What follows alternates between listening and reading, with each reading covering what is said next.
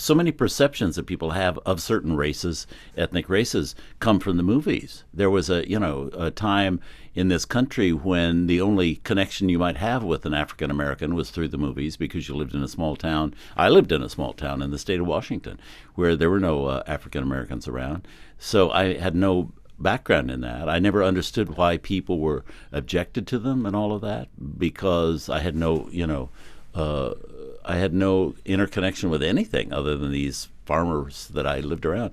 So, and the movies. Yeah, and the movies. So the thing that I think is great about this is it also, and we get really specialized people who are of that ethnic minority to come and talk about it. But the main premise is you understand more about why there are certain prejudices about people or conceptions. If say about the Asians, if your experience is seeing Asians, running crack houses or dope rings in San Francisco's Chinatown, and they're all villainous with big buck teeth and going to rape your daughter, that's going to be something. And also then went through the period where the Chinese were our allies during the Second World War, so they were very heroic in the movies, and we loved them and all of that.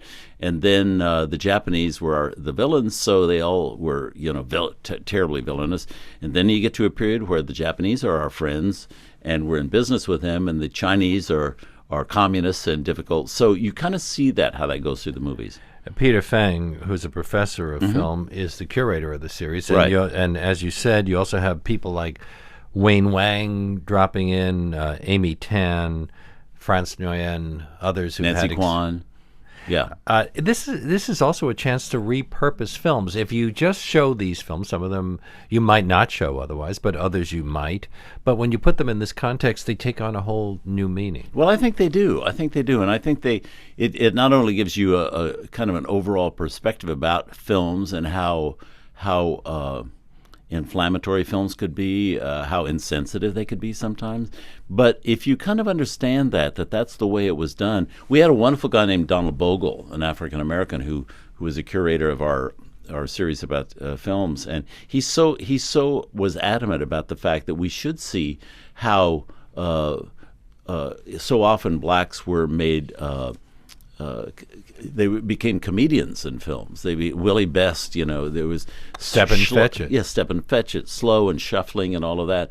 And so he thinks that it's important for African Americans today to see these films and realize why perceptions about them were the way they were. And the same thing applies here. There are a fair number of films where the Asians are evil villains. Absolutely. But when we're talking about Asians, we're really talking about people from the Far East, not Indians or Armenians or Afghans. Right.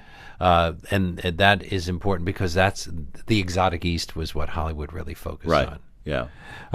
It's shown roughly in chronological order. So what's the earliest film that you're showing? Well, we go back to some of the early silent films with Seshi Hayakawa when he was, actually Seshi Hayakawa, which most people know from Bridge on the River Kwai. But, he was a leading man, and he was actually a star, Anna May Wong. He was a sex symbol. And a sex symbol. And Anna May Wong was, always, she was usually quite mysterious and up to some devilment sometimes, but she was also very exotic.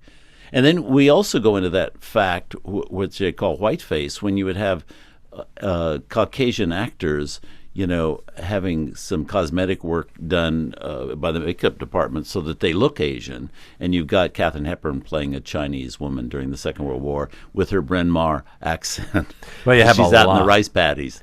We'll get to that in a moment because there are so many of them, and I always wondered why.